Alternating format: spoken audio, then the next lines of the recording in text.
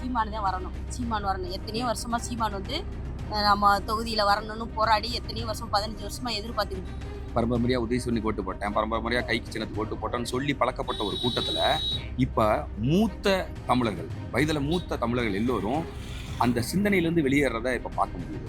80 வயசு வயசான முதியோர்கள் வரைக்குமே இன்னைக்கு பாதுகாப்பு கிடையாது.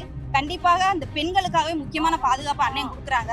அண்ணன் பேசுகிற இயற்கை சார்ந்த அந்த முறை, வாழ்வியல் முறை குறித்து இப்பொழுது ஒரு அக்கறை உருவாகுது. ஏன்னா பருவநிலை மாற்றங்கள் எல்லாம் ஒரு பெரும் தாக்கத்தை மனித சமூகத்தை ஏற்படுத்திக்கிட்டு வருது. அது தமிழ்நாட்டில் பெரும் தாக்கத்தை ஏற்படுத்திட்டு வருது. அதில் அண்ணன் வர்றதுக்கு நிறைய வாய்ப்புகள் இருக்கு.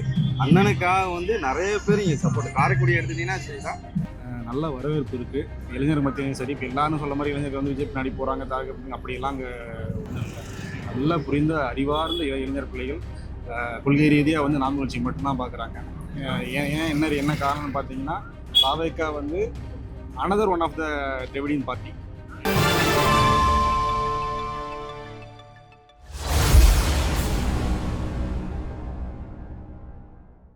சரிண்ணா, இப்போ வந்துட்டு நீங்கள் ஆத்தூர் தொகுதியிலேருந்து வந்து இங்கே காரைக்குடி தொகுதியில நீங்கள் இருக்கீங்க. இங்கே நாம் தமிழர் கட்சி ஒருங்கிணைப்பாளர் சீமான் அவர்களுக்கு எப்படி வரவேற்பு இருக்குது? மக்கள் வந்து அவரை எப்படி பார்க்குறாங்க? ஜெயிக்கிறதுக்கான வாய்ப்புகள் இருக்கா? மக்கள் வந்து தன்னுடைய மண்ணின் மக்களா, மண்ணின் மகனா சீமானையும் நாம் தமிழர் கட்சியும் பார்க்குறாங்க. குறிப்பாக கடந்த 4 முறை தனித்து போட்டியிட்டும் கட்சியோடைய அடிப்படை கொள்கைகளை புரிந்து கொள்ளாமல் இருந்த மூத்தவர்கள் நிறைய இப்போ புரிஞ்சுக்கிட்டதை உணர முடியுது.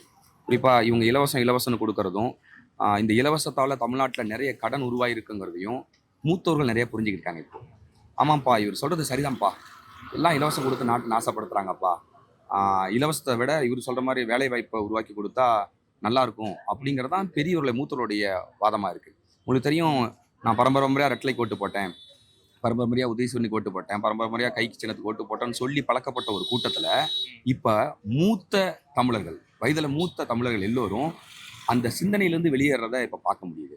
அது ஒரு பெரிய மாற்றமா இருக்கு. கூடுதலாக அண்ணன் பேசுகிற இயற்கை சார்ந்த அந்த முறை, வாழ்வியல் முறை குறித்து இப்பொழுது ஒரு அக்கறை உருவாகுது. ஏன்னா பருவநிலை மாற்றங்கள் எல்லாம் ஒரு பெரும் தாக்கத்தை மனித சமூகத்தை ஏற்படுத்திக்கிட்டு வருது. அது தமிழ்நாட்டில் பெரும் தாக்கத்தை ஏற்படுத்திட்டு வருது. அப்போ கற்றறிந்தவர்கள், தெளிவானவர்கள், அறிவார்ந்தவர்களுடைய வாக்கு அண்ணன் சீமானை நோக்கி நகருது. குறிப்பா இப்போ கூட இந்த அழகப்பா அந்த பூங்காக்குள்ள நடைபயிற்சிக்காக வந்துட்டு பேசிட்டு இருக்கும்போது அவங்களும் எல்லோரும் ஆர்வமாக எத்தனை மணிக்கு அண்ணன் வராரு, இங்கே பொதுக்கூட்டம் எப்போ தொடங்கும் அப்படின்னு இந்த பகுதிவாழ் மக்கள் எல்லாரும் இப்பொழுது பொதுக்கூட்டத்துக்காக காத்திருக்காங்க. அப்போ அண்ணன் எப்போ வருவார், என்ன கருத்து சொல்லுவார் அப்படிங்கிறத கருத்தியல் ரீதியான, கொள்கை ரீதியான ஒரு அமைப்பா நாம் தமிழர் கட்சி மட்டும்தான் இருக்கு. மற்றவங்களாம் இலவசத்தை நம்பி, காசை நம்பி நிற்கிறாங்க, பணத்தை நம்பி நிற்கிறாங்க, இவர் மட்டும் தான் கொள்கையை நம்பி நிற்கிறாருன்னு எல்லாரோடைய வாயிலையும் வர தொடங்கி இருக்கு. அதனால இதுவே பெரிய மாற்றம் தான். சரிண்ணா, அப்போ நீங்கள் கடந்த எத்தனை நாட்களாக காரைக்குடி தொகுதியில் பிரச்சாரம் பண்ணிக்கிட்டு இருக்கீங்க? இங்கே நீங்கள் வந்துட்டு ஒரு சவாலாக என்னதை நீங்கள் பார்க்குறீங்க? நாங்கள் இப்போ 2 நாளாக இங்கே பிரச்சாரம் பண்ணிக்கிட்டு இருக்கோம். சவால் அப்படின்னா, நாம் தமிழர் கட்சி சவால் அப்படின்னா, கல ரீதியாக பார்க்கும்போது சவால்னு பார்த்தா திராவிட கட்சிகள் தான். திராவிட கட்சியாக இருந்தால் இப்போ திமுக அலையன்ஸில் இருக்க காங்கிரஸாக இருக்கட்டும், இல்லை மாங்குடியா தேர்பகி பாண்டி ஏடிஎம்கே அவங்களா இருக்கட்டும், சீமானை பொறுத்த முடிக்கும், நாம் தமிழர் கட்சியை பொறுத்த முடிக்கும் ஏகோபித்த வரவேற்பு எல்லா மத்தியிலையும் இருக்குது. அதை கண்கூட பார்க்க முடியுது. கல ரீதியாக எல்லாரும் நாங்கள் ஒருங்கிணைஞ்சு செயல்பட்டுக்கிட்டு இருக்கோம். நல்ல வரவேற்பு இருக்குது. இளைஞர் மத்தியும் சரி, இப்போ எல்லாரும் சொல்ல மாதிரி இளைஞர்கள் வந்து விஜய் பின்னாடி போகிறாங்க, அப்படியெல்லாம் அங்கே ஒன்றும் இல்லை. நல்லா புரிந்த அறிவார்ந்த இளைஞர் பிள்ளைகள் கொள்கை ரீதியாக வந்து நாம் கட்சி மட்டும்தான் பார்க்குறாங்க. என்ன காரணம்னு பார்த்தீங்கன்னா, தாவேக்கா வந்து another one of the Dravidian party அப்படிதான் வந்து இருக்கு. ஏன்னா புதுசாக சொல்றதுக்கு பண்ணுறதுக்கு அவங்கள்ட்ட எதுவுமே இல்லை. திமுக என்ன சொல்றாங்களோ அது ஒரு வேற ஒரு ஜாடையில, இன்னும் சொல்ல போனால் அதே ஜாடையிலே தான் சொல்லிட்டு இருக்காரு விஜய். அதனால வந்து பெருசாக அப்படி சவாலாக நம்ம வந்து பார்க்குறவங்களாம் ஒன்றும் கிடையாது. இருக்க மாதிரி சீமான் ஒரு பக்கம்னா மற்ற 3 கட்சிகளும் ஆப்போசிட் சைடில் தான். அதனால வந்து வரவேற்பு நல்லா இருக்கு, கள நிலவரம் நல்லா இருக்கு, நல்ல முடிவை எதிர்பார்க்குறோம். தேவகோட்டை ஒன்றியத்துக்கு உள்ள இருக்கீங்க. இங்கே தேவகோட்டை ஒன்றியத்தில் உங்களுக்கு என்னென்ன பிரச்சனைகள் இருக்கு? இப்போ வர இருக்கிற 2026 சட்டமன்ற தேர்தல் இன்னும் ஒரு 4-5 நாளில் வரப்போகுது. அதில் உங்களோட ஆதரவு யாருக்குக்கா? எங்களோட ஆதரவுன்னு யாரும் ஒண்ணும் சொல்ற மாதிரி இல்ல. ம். ஆமா, ஏன்னா எல்லாம் புதுசு புதுசா வராங்கல்ல, அதனால நம்ம எதுவுமே சொல்ற மாதிரி இல்ல. வரட்டும் பாப்போம். இன்னும் 2-3 நாள் இருக்குல்ல, எப்படி நடக்குது, என்ன நிலவரம் நடக்குதுன்னு பாப்போம். ஆமா. சரிக்கா, அப்ப தேவக்கோட்டை தொகுதியில நீங்க தேவக்கோட்டை ஒன்றியத்துல நீங்க பாக்குற பிரச்சனைகளா என்னதுக்கா பாக்குறீங்க? பிரச்சனைகள்னா என்ன பிரச்சனைன்னு பார்த்தா நிறைய பிரச்சனை. என்ன விலைவாசி தான் என்ன கண்ணாபான்னு இப்படி ஏறுது. அப்புறம் ஏழை மக்கள்லாம் என்ன செய்யறது சொல்லுங்க பார்க்கலாம். ஆமா, அதுதான் ஒண்ணு பிரச்சனை. வேற எந்த பிரச்சனையும் பெருசா ஒண்ணும் கிடையாது. விலைவாசிகள் கொஞ்சம் சம்மந்தம் இல்லாம ஏறுது. ஆமா, அதுதான்.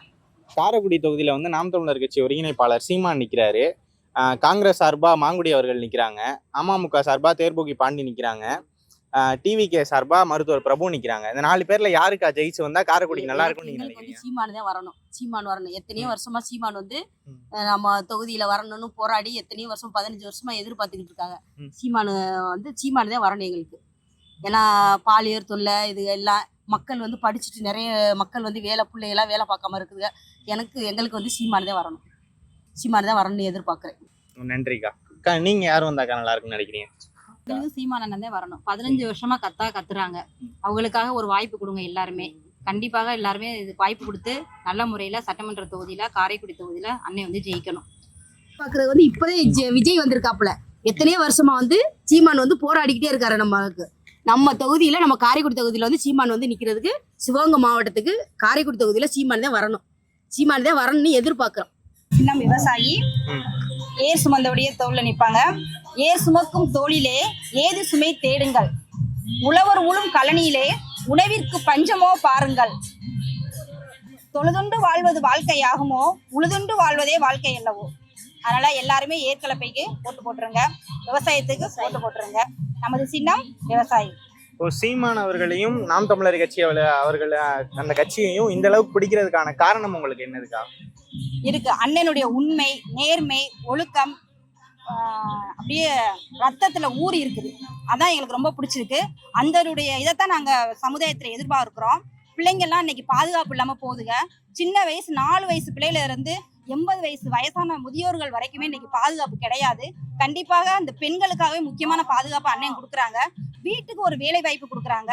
கண்டிப்பா அரசாங்க வேலை கண்டிப்பா கொடுக்குறோங்கிறாங்க. இலவசங்கிறதே வேண்டாங்கிறாங்க. இலவசமே எங்களுக்கு வேண்டாம். இலவசமே வேண்டாம். ஒரு பாதுகாப்பு வேணும். மக்கள் வீட்டுக்கு ஒருத்தருக்கு அரசாங்க வேலை வேணும். அரசு பள்ளிக்கூடங்கள் ஒவ்வொரு இடங்களையும் எல்லா இடங்களையும் அரசு பள்ளிக்கூடம் கொண்டு வரேன்னு சொல்றாங்க. அந்த அரசு பள்ளிக்கூடங்கள் வேணும். மக்கள்லாம் பிள்ளைங்களாம் அரசு பள்ளிக்கூடத்துல தான் படிக்கணும். இன்னைக்கு இங்கிலீஷ் மீடியம் படிச்சாலும் ஒன்றும் நாலேஜ் ஒன்றும் வளரல. அப்ப அந்த இங்கிலீஷ் உடைய நாலேஜையும் அரசுலயே கொண்டுட்டு வரணுங்கிறாங்க. அரசுலயே அன்னைக்கு கொண்டு வரேங்கிறாங்க. மரம் வளர்ப்பு பத்தி நிறைய சொல்லியிருக்காங்க. இயற்கையை பத்தி நிறைய சொல்லியிருக்காங்க. அந்த இயற்கையெல்லாம் நம்ம இடத்துக்கு வந்து கண்டிப்பா வரணும். பழைய காலம் மாதிரி நம்ம காலம் வந்து மாறணும். இப்ப நம்ம வந்து நவீன காலம் சொல்லிட்டு நம்ம வந்து ஃபாஸ்ட் ஃபுட் ஐட்டம் சாப்பிட்டு ஃபாஸ்டா போயிடுறோம். ஆனா அப்படி போகக்கூடாது.